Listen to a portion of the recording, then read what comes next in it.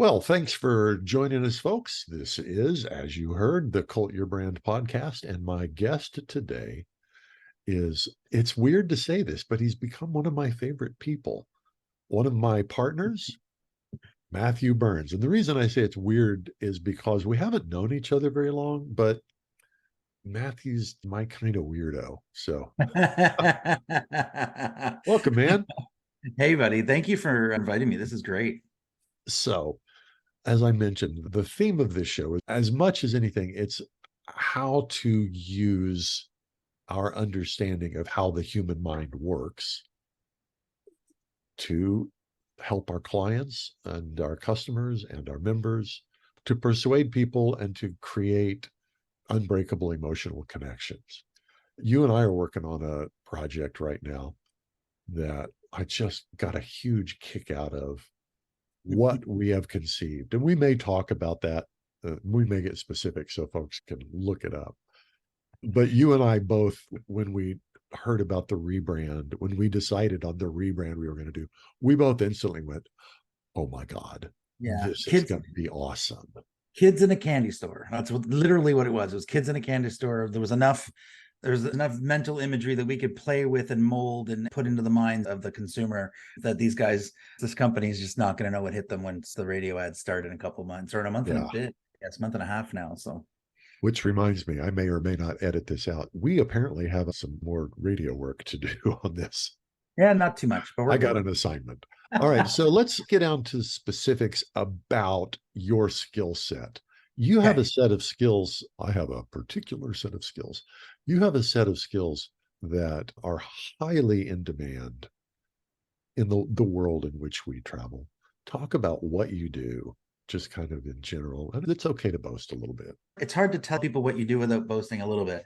So yeah, actually, and really recently, and I give thanks to some of my other partners within the Wizard of Ads, our little cult of our own.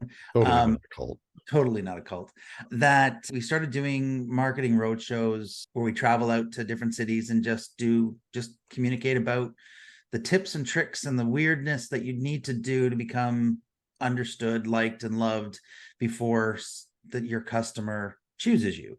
And the reason why I was asked is because I've done a lot of research in the last little bit and pulled a lot of good examples of how to be trusted. Like, it's funny, you think about trust, and this is my portion of the roadshow. This is what I talk about, is the portion of trust that you need, or the amount of trust that you need to bring on a new client. And we ask, I'll ask you, and you can behave kind of like one of our customers, like, is trust important in a sale? Is trust important?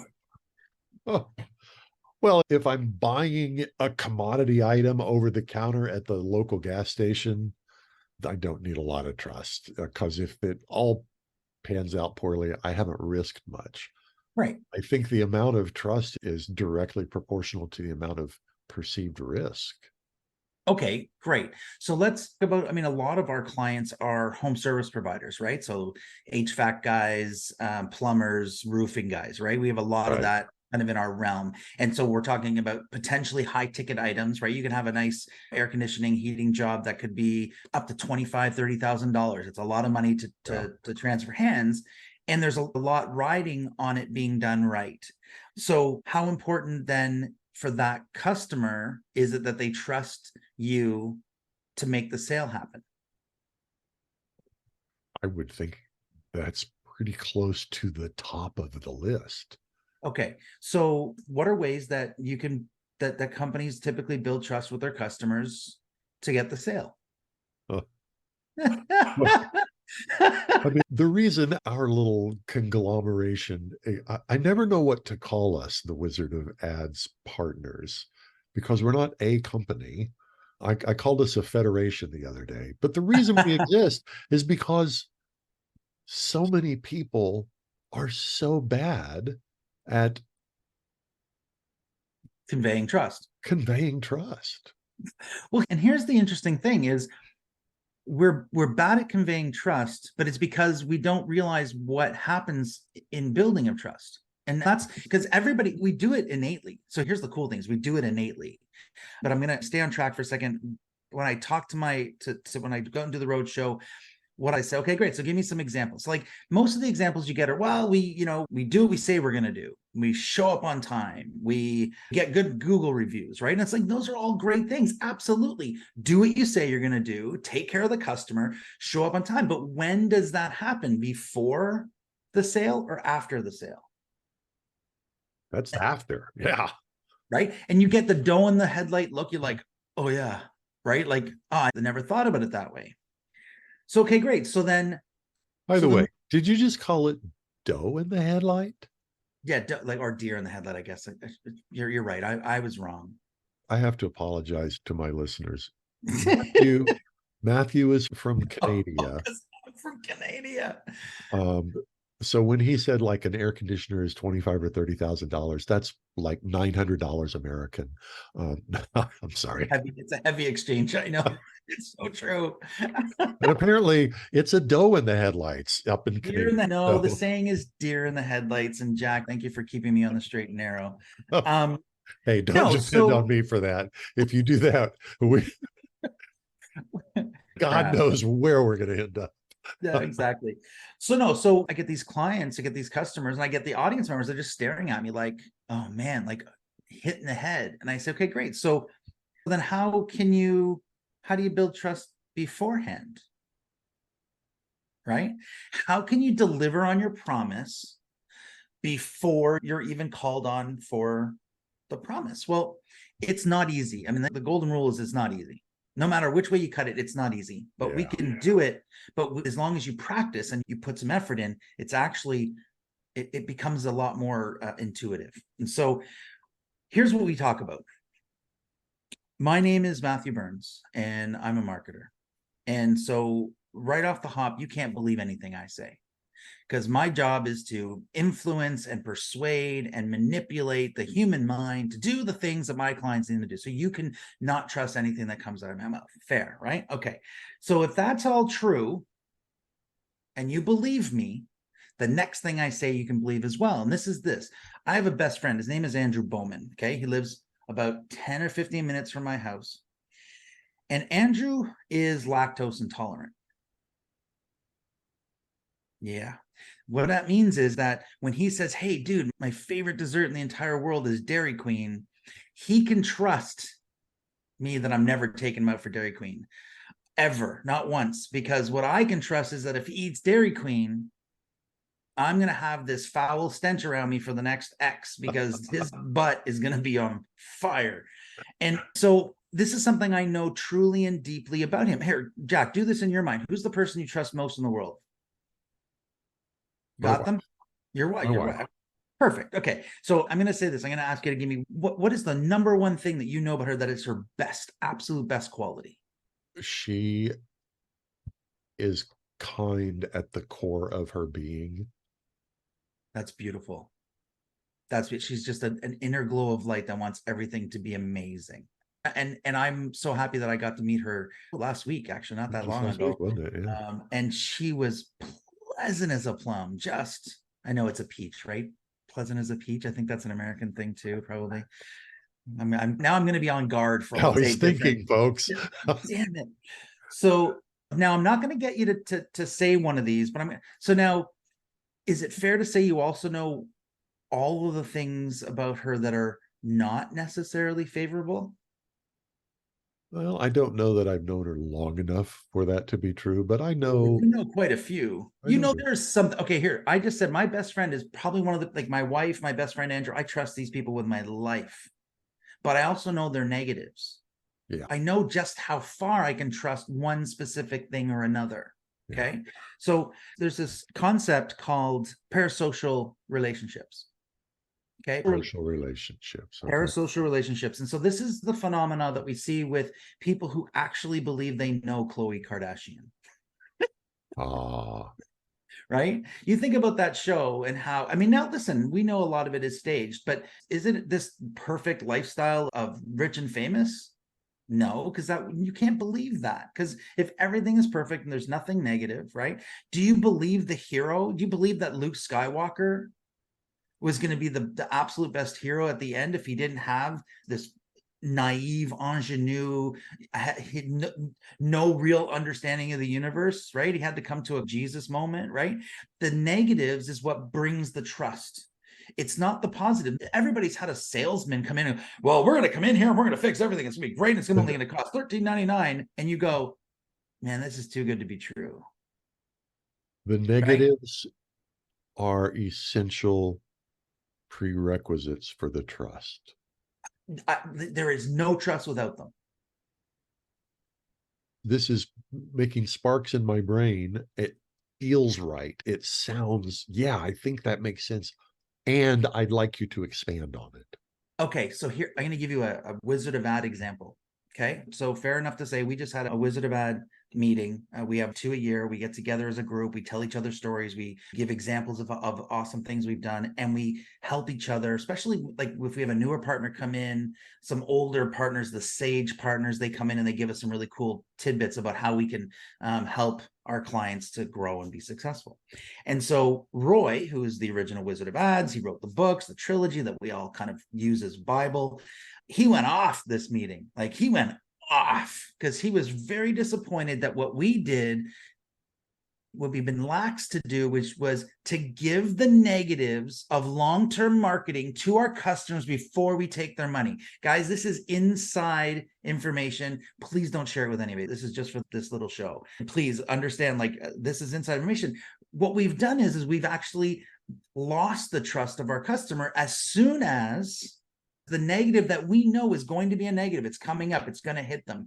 Okay, guys, if you want to be successful, and anybody listening ever decides, hey, listen, Jack has got the guys in his back pocket to help me grow my business, I'm going to get Jack to help me out, and Jack doesn't tell you that to use mass media, you are going to be very disappointed in us in 6 months because it takes at least 6 months. You're going to hate us, and you're going to think that you've made a terrible mistake. Right?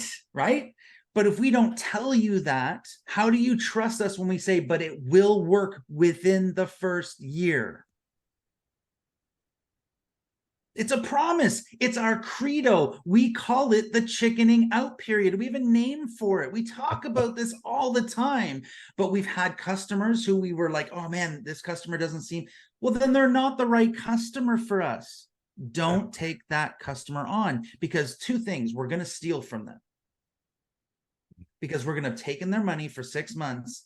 We're not giving it back, and they're going to quit, and it's gone out the door, stolen. We do not steal. Doesn't happen. Right? Fair? Absolutely. 2, we've caused them a lot of emotional grief. Our clients, listen, anybody listening, our clients that come to us are usually flat for 2 or 3 years, or they're declining slightly. They're nervous that their business is not going to make it. They say, hey, come and help me. And we say, hey, as long as you understand, we're going to spend 2 or 3 months setting up a program for you. And then you've got 6 months. So this is 9 months of investment and emotional investment. This is why we do that, Jack. It's to help them understand it so they can trust us. Now, if we were liars and cheats and ne'er-do-wells, well, then no matter what we said, it would still come out, it would be negative. But our reputation is king. Everybody knows if you hire the Wizard of Ads, if you can afford us, if you can stick it out long enough, you will be brilliant. So there's a little bit of our brag. I mean, we get to say we're not in year 1 of this. We don't. I can't remember the new number, but for the longest time, for the last 5 or 6 years, I've been talking about how we control $1 billion of marketing budget. Yeah. Okay, like the new number is bigger because over the last The new 5 years, number is bigger. Roy talked about that here in just the last month or so. And I don't remember what the number was, but it was holy crap.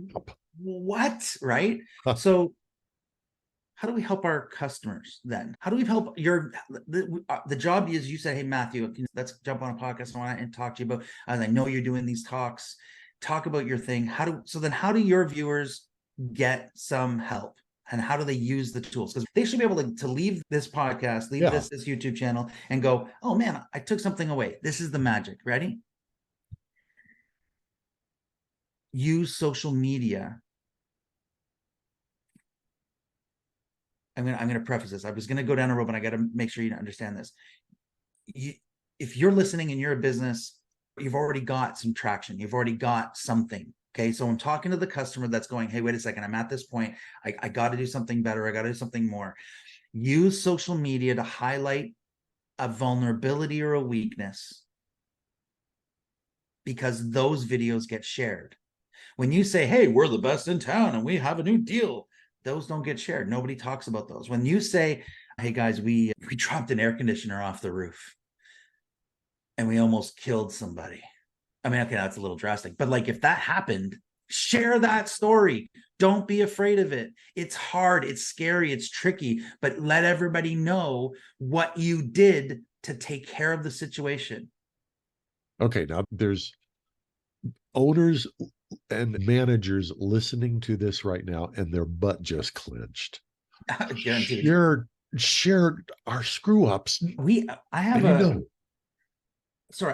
I had a roofer, and no, he wasn't a client. I used to be a marketing manager for a metal roofing company. So the dealer channel used to ask us for, hey, you want some marketing advice, blah, blah. So I had this one dealer who was an owner, and he was helping out one of his techs, one of the roofing guys, and he got up on the ladder and he fell off the roof and he broke both his wrists. My immediate advice to him was post that, because now you get to talk about safety without it sounding like you're being overhanded. You get to now talk about safety because look what I did, right? 2 full casts on your arms. You can't even eat. You got to be fed for 2 weeks. You know how hard that is? You know what lesson I learned? You know what I'm never going to do? Not tie off. You know what my guys now have to sign off on every single time is not tying up. Yeah, this was a couple of years ago and this is the picture that happened. But this is what I learned from that. This will never happen on your house because we won't let that mistake happen again. Oh my God. You just told me you fell off a roof. How can I not trust that you're not going to let that happen again? Where everybody, like, they quashed that really big name. Okay, better than that. The air conditioning story, right? There was a different dealer, same group, different dealer.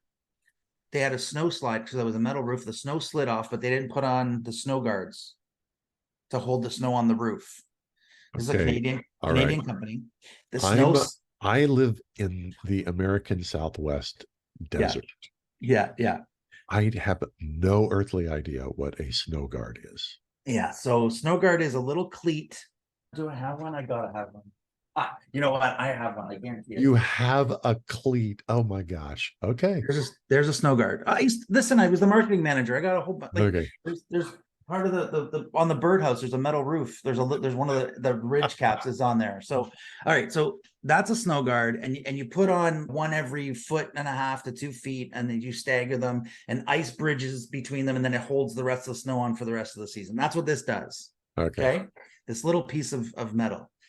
They're expensive. It's like $15 to get one of those things installed. One. Okay. When you don't install them in Canada or in the north of the United States, snow falls off the roof, slides like a freight train, and whatever's underneath it doesn't survive. I have a picture. Oh, do I have this picture? If I can find the picture, I'll send it to you so you can throw it into this. If not, I promise you guys, this is a real story. I had a client send to Armadura, the metal roofing company, sent us an image of their dogs with their heads poking out of the snow like this, going like, help me, right? And because the back of the garage, they put snow guards on, and the snow came off and buried their dogs. Post that picture. We did that. That's our mistake. You know what we did? We put on snow guards. We didn't charge them, and we asked for the vet bill. Ooh. Whatever it takes to take care of your animals, that's on us. We will never want to see that happen to your animals. We are so sorry. Now, no dogs were harmed in the making of this conversation. There was 2 of them. One of them was poked out. The other one was barely out. Like, it was on the other side. They didn't see him, and they rushed out, right? And they take care of it. But like, that's the drasticness that you can go and show a negative where people go, holy crap, you lived through that and you're still in business. Yeah, we never make that mistake again. So you're Social talking about bling, and maybe that's too strong a word, rippling might be but too. but Yeah, the things that instinct and conventional wisdom both say that stays inside the family. Nobody right. knows about that. We don't talk about that. That's You're right. talking about actually making it focusing attention on that via social media. 100%. I'll give you one more example. One really, and this is a good one because it's not so drastic. Because people are going like, yeah, but I don't. We do such a good job. We never drop air conditioning units, and we never have these big accidents happen, right? Right. So I was giving you the extreme. Let's go the other way. So we have a client, our partner Steven Semple. He onboarded a client, asked me to do the ad writing, and their name is Seaside Plumbing, and they're in Ocean City, Maryland. Okay. And by the way, I use them in my talk, so I'm allowed to use this data the way All I'm right. giving it. It's all free and good. And you can go on their social media page and find the picture so that it's all valid. But I use this in the talk where I say there's a picture of the owners at the radio station where they record the ads, right? So you got the nice fancy mic, and it's a husband and wife. Their names are Lauren and Josh. And Josh is like us, man. He's outgoing, extroverted. He pleases everybody, and he embellishes, and he knows how to talk on the. He's real. I love him on the radio ads, but I love his wife more because she hates it. She hates every ounce of reading for radio. She doesn't like the whole idea of the ad. Honestly, she doesn't even like the ad campaign. She wishes she was nowhere near it. She hates it. She has I'm just guessing she features in the ad campaign. oh yeah, she's half of the ad campaign. And Oh, so there's a picture of Josh. He takes it's a selfie. He's like one of these, right? And uh-huh. and she's like this. Don't take a picture of me, Josh. Not I don't happy to like be this. here. I don't want to be here. And and he says, guess which one of us doesn't like the radio commercials? And this is the owner of the company. The owner of the company doesn't like the radio commercials, doesn't want to do the work, but does it anyway. Can you trust that they're going to take care of everything else in your life? Even if it's Golly, uncomfortable, we do it because it's right. I'm just intuitively, I can feel my brain logically trying to work through what are the steps that make this all work. My gut tells me, oh my God, this is tremendously powerful. I don't know if you guys can see this. This is The called The Moral moral Molecule. molecule. Okay. It was written Out by, by Paul J. Zach. Okay. Tell okay. us more. So I'm read the book. The first half of the book is sorry, Paul. The first half of the book is so much better than the last half of the book. It gets really heavy into the weeds. But for anybody who wants to really try to understand why trust works or how the best way to get trust from your potential customers before they need the product or service you have is giving trust. Think about it. Oh, of course. I trust you enough to tell you how Thank you. I screwed up. Thank I believe in you and that you're not going to use this information to destroy me. You're not going to ridicule or make fun of, right? I'm trusting you with Yeah. data that could potentially harm me. You know, that reminds me of, did you see Asia Gregg's I video? am the worst partner on the planet because I Dude, showed up at 1 o'clock on the second dude. day because I was with a client. All right. Asia has not agreed to be on the show yet, and I cannot wait to get her Oh on the yeah, show. guys, you'll love But Asia. Shout out for Asia. she talks about a scene, I think it's out of 8 Mile, where Eminem is in a rap battle. And I think, by the way, I'm using phraseology about a world that I know absolutely nothing about. So if I've gotten it wrong, Sorry, Asia. yes. Um, but what she describes is that he knows that his opponent is going to make his weaknesses and his flaws the centerpiece of whatever he's coming up with.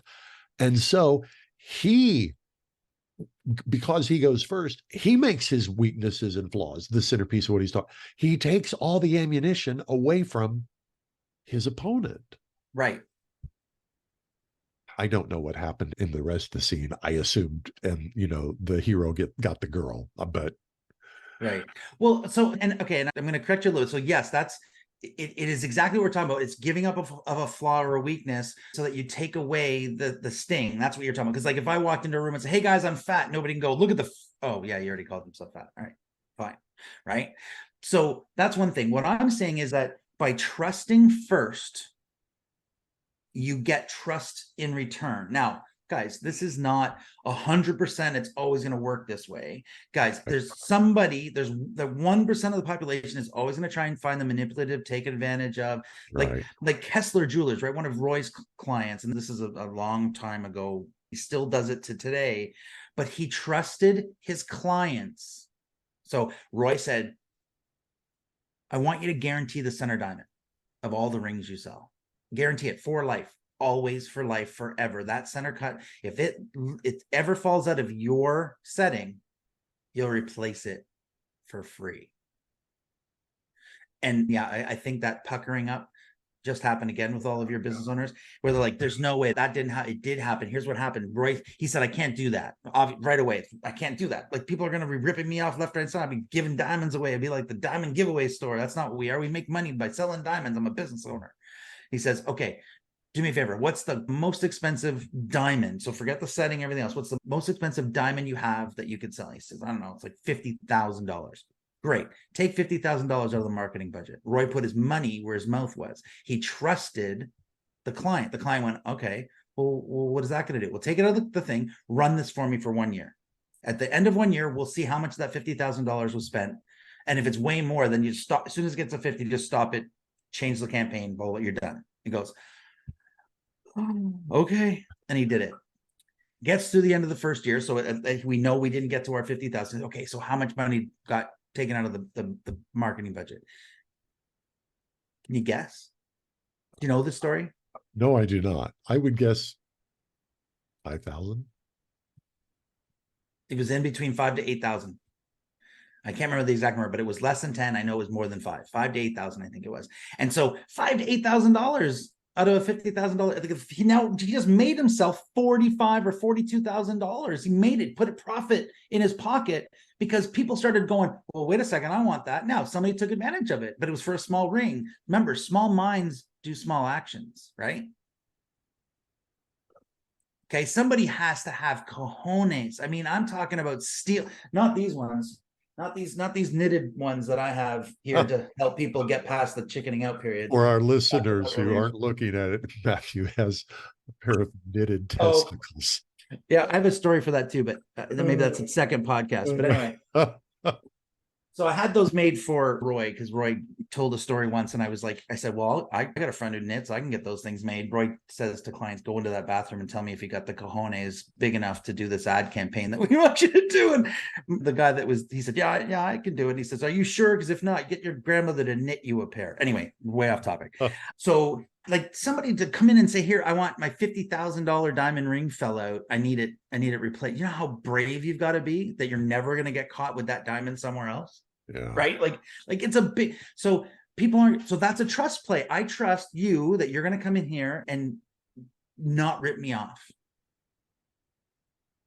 But now everybody trusts this guy that he's going to do what he says he's going to do. Yeah. You know what I mean? Give trust to get trust.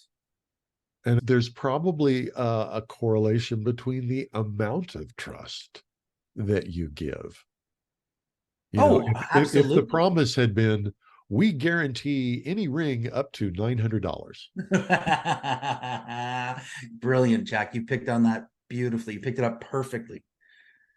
That's exactly it. Right?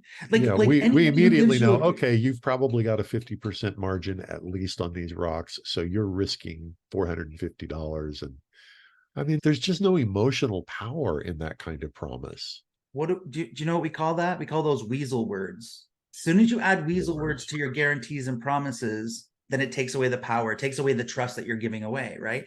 So there was one of my first, I don't know how much time we have left for you, but we have plenty of time.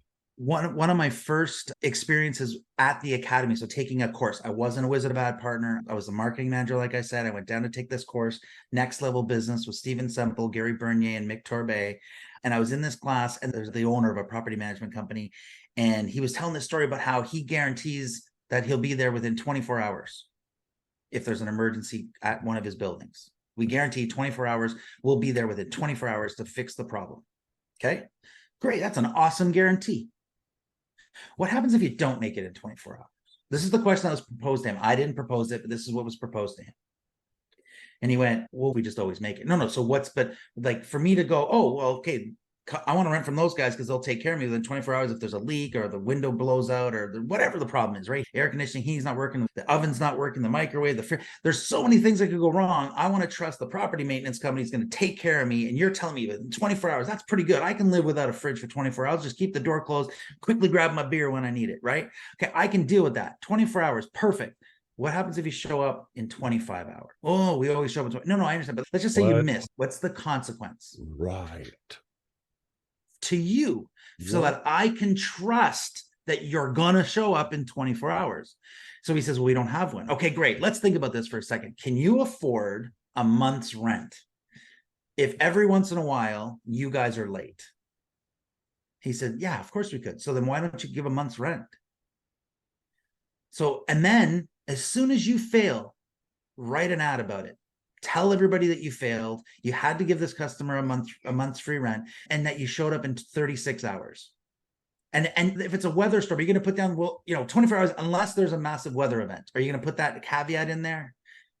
Right? Or unless there's a traffic jam, are you going to put that the weasel word? Again, we go back to those weasel words. No, for any reason whatsoever, we're late. We're not there within 24 hours to start assessing your problem. 1 month's free rent. He just looked at us like we were nuts. And we all jumped. Everybody in the room jumped on this bandwagon, went at the guy who was like attacking him. You got to do it, man. This is the best thing ever, bro. He's like, oh. And then he was like, yeah, wait a second. We very rarely are late. And I could definitely throw a couple of bucks at it. Why wouldn't I do that? And he walked away going, he took a course at the Wizard Academy. I guarantee he just doubled his business just by being better than everybody else around him, by giving trust first. And then people trusted him back. So the components of this move, this technique, and it really could be just a technique. Yeah. And that's part of what this show is about. I want to provide ideas, actionable ideas for things you can implement to strengthen the emotional connection between yourself and your market. So the components are: you deliver trust first, and you have to put skin in the game.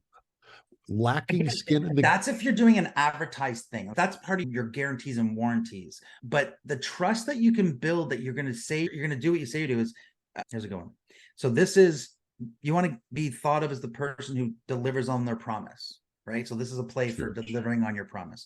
Put on a social media post saying that next Tuesday, we're going to be showing you guys the results from our latest install, or our latest build, or our newest and most fantastic product. And then on Tuesday at 1 a.m. or at 12:01, post it. You've not sold anything. You're not asking anybody to buy anything. You just tell them, guys, hey, we're going to do this thing in 48 hours. Stay tuned. And then do that. And then do what you said you're going to do. There's no cost to you because you're going to do social media posts anyway. It's not costing you more. You just now have a plan of what you're going to do. You tell people that I'm going to do it. You promise that in 48 hours that you're going to have this new post, and it's going to have real details and real pictures and real ideas, and boom, you post it. That's delivering on a promise. Okay. Because sorry. And the way that you make this a flaw or a weakness is you say, and if we don't, here's the consequence, right? The consequence is everybody gets a free one, or, you know what I mean? Like, and again, everybody has to take this idea and put it to their scenario, right? Or you'll get 50% off. But it still goes back to skin in the game. There are no weasel words that allow me to say, oh, well, yeah, it doesn't apply. All you have to do is show up now, show up then. If the difference isn't there, we'll give you the difference. Whatever that is. right? So that's a technique that's a selling tool for those are the people that are in buying mode. We'll jump on that because remember, most people are in buying mode of any service that you have, right? Like how often do you have to replace an air conditioning unit? 10 to 15 years. So you've got 7 to 10% of the population is in buying mode for an air conditioning unit, right? But you want 100% of the people to know that you're trustworthy and amazing and great, so that when their air conditioning goes, you're the person So they think next about year, when the first. next 7% is in buying mode, you're who they think about. They Exactly. have to think about you first and think about you best. Everybody else is, oh, maybe I'll hold these guys accountable to their price by trying somebody else, like by giving them the chance. But I still think I want to go with that. Even if they're more expensive by 5 points, I'm probably going to go with them anyway because I know they deliver on their promise. Or oh man, that owner, man, I feel bad for her getting in that booth and telling her. Like they ran another one where they showed a plumber on his knees. He had just gotten up off the ground. He was covered up to his shoulders in mud. Oh. Just dirty, dirty, dirty. It was a recruiting ad. It wasn't an ad, but it was a post. They meant it as a post to say, thank you for your hard work. Yes, plumbing is dirty. That's a weakness. Plumbing is dirty. But man, we appreciate everybody that does that with us. And we'll train you on how to get this thing done right. And then PS, not all jobs are dirty. Right? But they're showing the worst of it. They're showing this is what can the happen. worst. Yeah. Right? Everybody wants to show, my technicians are in perfect hats and uniforms and they're all smiling and their beards are trim and perfect. Nah. That reminds me of something that has been spinning around in my brain. It's not identical, but it's related, and it goes back to trust. And that is, I know there is research to back up what I'm about to say. I cannot quote the research, but the modern market has a far more highly refined sense of bullshit than probably any market ever. And at the same time, there is more bullshit that gets paid for as marketing, as advertising, as branding than probably ever in the history of advertising as a discipline. I apologize. That's brilliant what you just said. That's brilliant. And I apologize because what we're talking, and we didn't say this at the beginning, this is a branding technique. This is not advertising. This isn't how you advertise your brand. This is how you tell people what your brand stands for and what it stands against, right? I mean, that's what this is all about. Sorry, I didn't mean to cut you off there, but that's brilliant. Well, this is about having a conversation. This is, Yeah. I mean, and frankly, I produce a lot of different podcasts. And one of the things that I'm constantly pushing for is for it to sound and feel like a real conversation and not one of these staged in a TV studio with a producer in my ear and lighters and 3 different cameramen and a gaffer and a head grip and all that, whatever that stuff is. No, we're going to interrupt each other. We're going to have a conversation because our audience has a highly refined bullshit sensor. Exactly. And I want I want people to hear this and go, yeah, what he said. And the only way to do that, if you're fake, people feel it. They may not be able to say, here's why it's fake. Here's why I don't trust it. But people feel it when it's fake. Right. 100%. 100%. Okay. So here, I'll give you another example. I love examples. Examples make the world go round. Like if it's real, like we talk, Mick Torbay, one of our writing partners, one of our creative leads, he says this line, real matters. So I'm going to give you a real example and you can look this up. It's called No Bull RV. You can go on their social, on their Facebook page, No Bull RV. They're out of Edmonton or just outside of Edmonton, Alberta. They've got 2 locations now. And No Bull is a client of, I'm not on the account, but it's a client of ours. And they sell and consign mobile homes, like RV, like drivable RVs, right? Or trailers or whatever, but it's camping trailers. And so, and their mascot is Noble Jones, Noble, Noble, like he's a proud, and it's a bull, and he's not allowed on the lot. So there's lots of rules about how they use the character, but that's not the point. I digress. I just want you to make sure if you ever go and look for it, your audience knows that they've landed in the right place. Noble RV sells used RVs by telling the public what's wrong with them. They don't hide what's wrong with them. They say, this is what's wrong with this, why it came into us, this is what we're going to do with it. But if this will bother you, don't buy this unit. We're going to fix it. It's going to be repaired, but it's a used RV. This is what's wrong with it. And I'm going to give you an example of one that they did. Oh, this one's not on the social media, but they've got a whole bunch of examples of them pointing out things that are wrong. But this one came in and went out really quickly. But they called and challenged the Wizard of Ad partners on the account. They said, hey, we just consigned an RV. We want to sell it. But it was owned by a pot smoker. You can tell. and there is no perfume that's masking this order. There's nothing we're going to do to be able to, not quickly. It'll be a long time, and we're not letting it sit in the lot.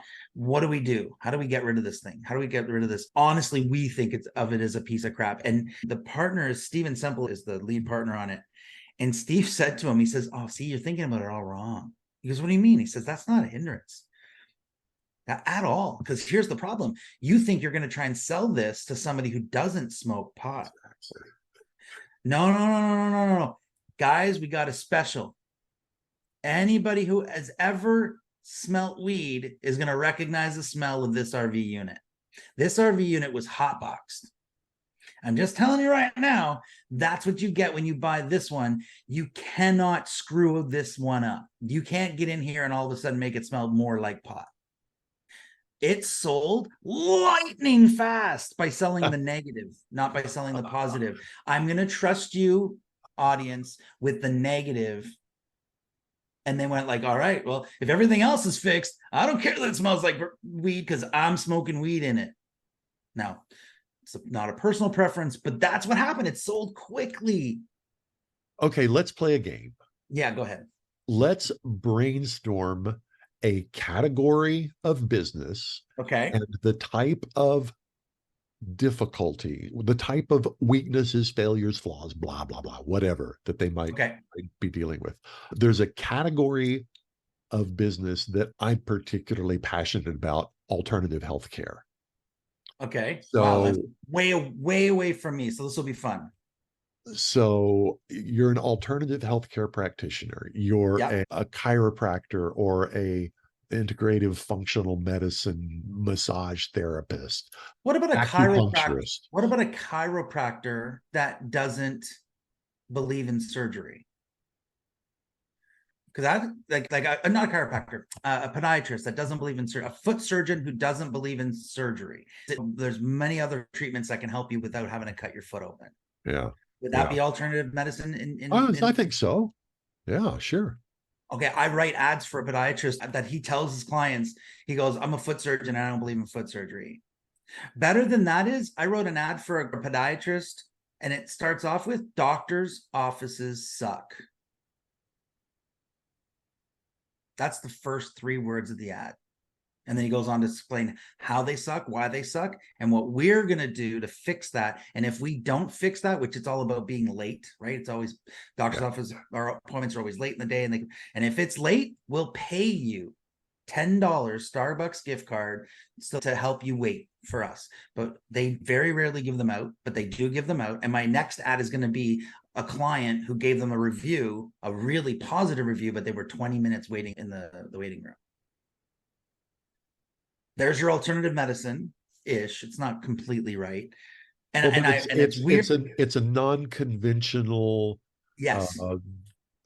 perspective inside a conventional practice. Exactly. The next 2 ads that I'm almost finished writing, one of them is specifically all about, we're highlighting the fact that he's a foot surgeon. Like, we don't ever say that until now. We're going to highlight that he's a foot surgeon. And if he operated on you, it's because you have something incredibly wrong. It's not you have sore feet. You have something wrong with your foot. You've damaged it in a way that it might take a little longer, but non-invasive technology is so much better than invasive technology. Yeah. Right? People are afraid to go under the knife, have to be off work, especially with their feet. So let's not go down that path. So I think of, like, I have a friend who's a chiropractor. He was my chiropractor before he was my friend, that'll tell you how much I saw him. And I asked him one time, because I knew dealing with insurance is a pain in the neck for the chiropractor. For sure. I asked him about that. And he confessed to me that 2/3 of his staff was there because he had to deal with insurance. So I'm speaking now to our listeners. There are things about your industry, not just your particular expression in your particular business, but there's things about your industry that everybody in the industry knows at best is suboptimal and probably sucks. So that's where you start. You start with just acknowledging, hey, I'm a naturopathic physician. And guess what? Insurance does not cover what I do. And There you that go. sucks. It's horrible. And it ain't cheap. And a lot of people just want to walk away because it's not paid for by insurance, and just own the pain of that. Okay, I got it. Okay. In your scenario, you said, let's play a game. Yeah. What is an hour of that doctor's time worth? How much would it cost to spend an hour with that doctor? I want to say $125, $150.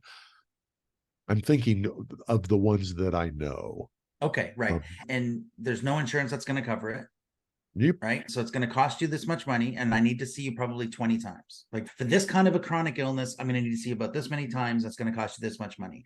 You know how you build trust with the potential customer that actually is going to pay for your service and want your service, and you're never going to have to talk price with them? You know what you do? Put the price on the website. You know what other people in the same industry are not going to do? Put price on the website, because they think that they can convince them to pay that money through conversation. All you've done is wasted your time with people who are not going to pay that because they don't believe in it enough to pay that price. But if it's already on the website, they come in, they do their research, they go, yeah, I want to use you. And all you have to do is charge them that price. Now you've delivered on a promise, but you've already trusted them with the data. You've given the data away. It's still a trust play. I've given you the data. Metal roofing, Armadura Metal Roof does this now. They give broad spectrum ranges of pricing. Right. Metal roofing is 3 times the cost of an asphalt roof. It's not cheap. It's not cheap. It lasts 5 times as long, but it's 3 times the cost up front. Okay. So yes, you'll save money over time, but that's rationalizing it. Don't rationalize it. Here's the price. And for this size roof, roughly from here to here, like 1,000 square feet of roofing or 2,000 square feet of roofing, it's going to cost between this and this price. If you don't have these difficulties, this is the base price. Here's the difficulties that would make it go up. Now people can justify it in their mind. They're not embarrassed to ask you the price question because they don't want to have to go, oh, that's too expensive, I can't afford it. Now you've eliminated that. You've been very good to even the customers that aren't your customers. So even if somebody else that they know might be a customer of yours, now they're not afraid to go, hey, they've got the price on the website, man, you go check it out. It's a little too much for us, but I think you'd want to do that, right? You've given them that power, but they trusted you. They'll trust you. I'm trying to think of a good example. Trust on website. Price on website. Price on website. That is definitely a violation of the conventional wisdom. You don't want your competitors to know what you're charging. They're going to use it against you. They're going to go cheaper. Here's what they're not going to do, though. They're still not going to list it on the website because they do not believe that it works. Yeah. We have Ozark remodeling in the middle of the country. I can't remember. In the Ozarks. Say probably Missouri or Arkansas. Let's just say they're in Missouri. They have price on website. They have bathroom packages that have ranges. And they say if you have a small bathroom, medium bathroom, big bathroom, here's what the price ranges look like for a rebuild, a remodel, or a refresh.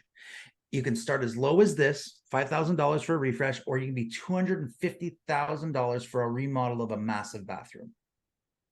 Here's the price range, but now we know your bathroom is the middle bathroom, you're between this and this, and you know you just want to refresh it. Now you're between this and this. It's all on the website before you ever purchase. You know what nobody ever asks him for? A discount. Because if they... I want to just stop right there. Think about that. Think about that, folks. Imagine doing something that was so powerful that nobody ever asked you for a discount. Well, they trust him that the price is right because he's put it out there. It's already in the world, right? And he is not the cheapest in the market. He believes he's the best. He puts himself out there to be the best.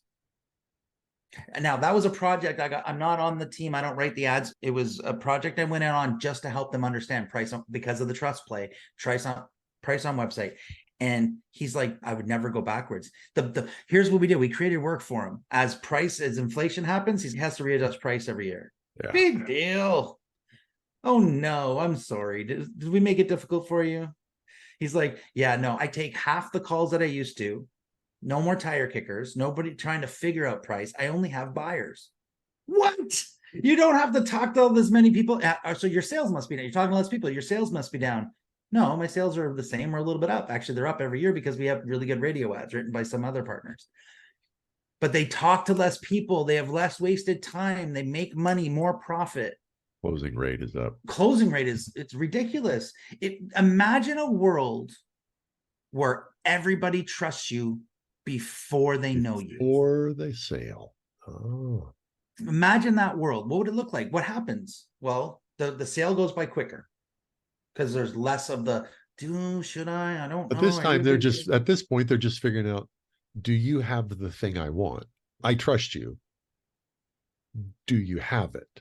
Their negotiation goes away, right? You wouldn't negotiate with your mom says, oh, hey, go over to Sobeys and buy they've got that thing you really wanted. It's $18, right? I already shopped around. I know that it's $18 there. It's not $18 anywhere else. It's only go there and buy. Are you ever going to argue that? No, you trust your mom. You're going to run over. You're going to grab the $18 thing. You're going to come out. If you trust the person innately, you don't negotiate. You just pay what they say because you trust that they're not ripping you off. Now, here's the thing. You can use this for evil. Sorry, guys. Sure. Hypothetically, if you can't use it for evil, it's not very good. Just a principle. Right. But understand, when you use it for evil, it only works short term. Yep. When you can use it for evil, but you are a do-gooder or a good doer, yeah, one of those two. That's the Canadian thing again, right? If you know that you're doing it for the right reason and it could work for evil, it's brilliant and will work forever because you're delivering everything you said you were going to deliver. Yes. Be an awesome company. Be awesome. Treat people well. Deliver more than they ask for and charge for it. Yeah. Actually, be in reality who you claim to be. Right. That's. I mean, there's another podcast. There's another whole thing about how you treat people after a sale and what you deliver for surprise and delight and also other things. But you want to build trust? Be upfront. Give away more than they're expecting. Give away more of the information than they're expecting. Like this, guys. Like I'm saying, you could hire us. We would do a great job. We would come out there and we would destroy your market for you. Or I'm telling you, start it now. Start posting vulnerabilities and weaknesses on your Facebook page or your Instagram or whatever social media you use. Start putting price on website. You can do that right now. You don't need us to tell you how to do that. You do that now and you start seeing a lift. Okay, well, now we want to write your ads, but you can do this yourself. Do it. I mean, there's nothing stopping you. Here's the football. Here's the football. You're on the 10-yard line. What are you going to do with it? Right? Take it and go. I promise you this will work. And I'll even go one better. You have my social media handles, right? Did you send them to me? Yeah, I put them in. You asked for it in the. So you have my social media handles. Guys, here's my challenge. Anybody listening, this is all you got to do. Friend me on Facebook or LinkedIn. Use those two. Those are right. And I don't sell on social media. So just so you know, when you get there, that's not how I run my business. But for those that are doing this, that's how you run yours. Matthew Burns is my name. LinkedIn is Being Wizardly is my LinkedIn profile name. And Matthew Burns is my Facebook one. And it'll be in the comments or wherever Jack puts them for you. Friend me. I accept everybody because I have nothing to hide. So friend me. Then post a vulnerability. So what I've done is I've trained myself that whenever I see a vulnerable post, I like it. If it's amazing, if it's a really good post, I'll comment on it and I'll help your cause. I'll say, oh my gosh, this is incredible. Everybody should, right? Again, I'll make it correlate with the post. You'll help promote it. And thirdly, if it's brilliant, I'm sharing that mother with everybody. Like all my partners are going to know this is a company that we need to watch because these guys are going to be doing brilliant things. Challenge yourself. Find a weakness, find a flaw, find vulnerability, something you can share it. Something about your business. If you just want to you want people to trust you as a human being, just as an individual, and you just want to do it on your personal social media, do it that way. It doesn't have to be for your business. Try it out with just your friend group. Tell people that you made a mistake. Man, I got duped by the guy at the automotive center. I paid too much. The thing wasn't even broken. I hate it when that happens. right? And your very next post, you're going to see that post is going to get engaged. Oh man, I can't believe it. I'm so sorry for that. Man, you're the best. It sucks when people don't take care of you. Completely just hit me right now. I help a plumber locally. I don't take clients on in Nova Scotia. I'm from Halifax, Nova Scotia. I don't take local clients, but I like helping business no matter who they are. So I have it. They're called Home and Plumbing. They don't have a website. They're very small, but I found them because they posted something and I happened to be friends of a friend. And then I jumped in. I said, oh, guys, this is amazing. You got to do more of this. They were getting ripped off by a builder. And it was for a restaurant chain that was coming in. The builder asked them to go back and do some work and then didn't pay them. Okay. And so instead of saying that so-and-so and I can't believe and proper, instead of doing that on social media, what they said was, I can't believe I allowed myself to be taken advantage of. That's nice. That is Powerful. I can't believe I allowed myself to get really taken care of. powerful. Yeah. And the support he got from his community was incredible. I can imagine. Like, oh, hey, listen, I was holding off on doing this plumbing job. Why don't you come and do it now? I want you to make sure you guys have that money. Like, people started paying him to do small little things. And he's like, guys, that's not what this was for. I want these guys to know that it's not right. They shouldn't be taken care of. But I can't, I've done this before. It's a flaw of mine. I trust and I go and do I want the job to be done right. Stupid me. I won't do this again. Guys, the support I need is don't let me do this again. Like, wow, what a powerful sentence, right? And the support was amazing. This guy made cash and he didn't do it on purpose, which means it was authentic and real. Which means it was real. Right. Yes. So if you're a business owner and you're listening to this right now and you're feeling something in your gut, if it's the butterflies or you've got a little bit of a butt clench going on, whatever, if you're reacting to what you're hearing emotionally, that is your body telling you there's tremendous power here. Follow that up. Do not let this go unacted upon. Don't let it go unacted. And you know what? If you're having no response to this message isn't for you. So don't worry about it. Guys, all right, man. We've been going an hour, so I don't want to overstay my welcome here. Yeah.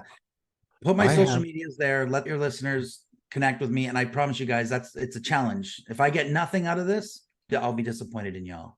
That'll be cool. I used y'all for the Americans, y'all. That was well done. And you used it correctly as well. Yes. All right. I want to finish with, you ever watch James Lipton's Inside the Actors Studio? Yeah, I've seen a lot of those. I had the 10 questions he'd ask everybody. I have 2 questions and you get to pick whichever one you want to answer. I only need you to answer one. So, but I'm going to give you the choice. Okay. And I like both of these. Neither of these were Lipton's questions. I think I got these I think Marcel Proust is actually the one who had these as a list of questions. And I don't think more highly of me than I deserve. I've never read Marcel Proust except this list. And I love these 2 questions. Pick one to answer. Done. What natural gift would you most like to possess, or how would you like to die? Damn you. Okay, you know what? I know, here's the thing. I don't fear death, and not in a way where like I don't want to die, but I don't fear death as far as like I don't have a choice. So I don't worry about things that I can't control. So I'm not going to worry about that one. Let's the natural gift that I would like to have.